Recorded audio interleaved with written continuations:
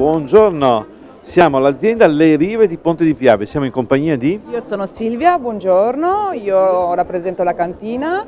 Le Rive è un'azienda vitivinicola storica dal 1888, ora siamo alla quarta generazione di viticoltori, abbiamo vigneti sia nella zona del Veneto che in Friuli Venezia Giulia. Quindi è un'azienda anche grande, insomma. Anche abbastanza grande. Quanti ettari complessivamente? Abbiamo circa 300 ettari. Vabbè, tra Veneto e grandissima. Friuli, esatto, produciamo più o meno 30 tipologie di varietà differenti, appunto tutte dalle nostre uve, molto importante per noi perché così riusciamo a seguire la qualità del vino appunto dai vigneti all'imbottigliamento. Ma, dicevi una grande azienda, un'azienda storica, però anche molto moderna, perché vedo che anche dal punto di vista del packaging, come si usa dire, del design è molto curato. Ci teniamo molto anche a differenziarci da questo punto di vista, ovviamente vini di qualità, però dando sempre un tocco di personalità esatto per differenziarci.